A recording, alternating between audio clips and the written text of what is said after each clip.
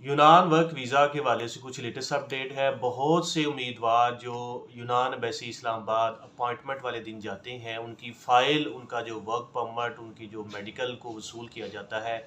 उसके बाद उनको ये कह दिया जाता है कि जी आपकी ईमेल नहीं आई या आपका डाटा हमारे पास सिस्टम के अंदर शो नहीं हो रहा, सो आपका वर्क परमिट फेक है। सो इसकी क्या रियलिटी है? जी हाँ फ्रेंड्स, जो बहुत से उम्मीदवार इतनी एफर्ट करने के बाद, इतनी मुश्किल से अपॉइंटमेंट हासिल करने के बाद और ख़र्चा करने के बाद जब वहाँ पहुँचते हैं, उनसे ना तो फ़ाइल जमा की जाती है, ना उनका इंटरव्यू लिया जाता है, और उनको ये कह दिया जाता है कि आपका वर्क वीज़ा जो है, जो एपोफोसी है, इसका रिकॉर्ड, इसका डाटा हमारे पास नहीं है। सो आप वहाँ से दोबारा अपने वकील या मालिक से रब्ता करें। सो इसका सलूशन सबसे पहले ये है कि ये मोस्टली इशू उस वक्त आते हैं जब एक मालिक है, उसने 7 से 8 बंदों को या 3-4 बंदों को इकट्ठा ही बुलाता है और वर्क परमिट के साथ उनकी लिस्ट अटैच होती है, जैसा कि आपको स्क्रीन पे भी शो हो रहा है।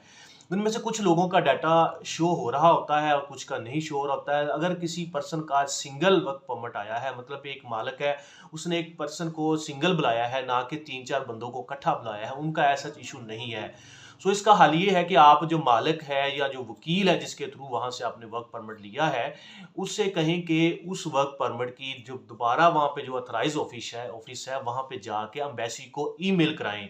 ईमेल के साथ जो सेंड हो जाती है उसका प्रूफ एविडेंस भी पास रखें, ताकि कल एम्बेसी दोबारा जब जाया जाए तो उनको दिखा सके कि ये वर्क परमिट है जो आपके हाथ में है, और ये वर्क परमिट की ईमेल है जो एम्बेसी के ऑफिशियल ईमेल एड्रेस पे थ्रू प्रॉपर चैनल वकील के थ्रू या मालिक के थ्रू सेंड की गई है। सो इसमें ऐसा इशू नहीं होगा। सो वर्क परमिट की जो जहां बात है वर्क परमिट फेक या 2 नंबर, उसकी में रियलिटी पहले थी। उसमें यह था कि जब वर्क परमिट इशू हो जाता था, एक लिस्ट के अंदर 4-5 बंदे हैं और उनको पाकिस्तान में कोरियर करवाया जाता था एम्बेसी, तो दरमियान में रास्ते में कुछ लोग उस लिस्ट के अंदर तब्दीली कर देते थे, रद्दो-बदल कर देते थे,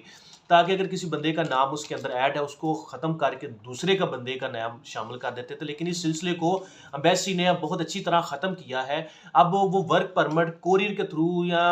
लेपर्ड वगैरह के थ्रू यहाँ पे नहीं आता, अब डायरेक्टली ईमेल आती है एक ऑफिशियल अकाउंट से दूसरे ऑफिशियल अकाउंट में, जिससे इन चीज़ों से बचा जा रहा है। सो लिहाजा अगर आपके साथ ही ऐसा इशू पेश आया है तो आप अपने मालिक को, अपने वकील को कहें दोबारा वर्क परमिट को अपडेट करें और इसके हवाले से ईमेल करें, और ईमेल का सबूत आपके पास हो, ताकि आप उसी अपॉइंटमेंट पे दोबारा एम्बेसी जाएं और आपको इंटरव्यू और आपकी फाइल जमा कर दी जाए। Thank you so much.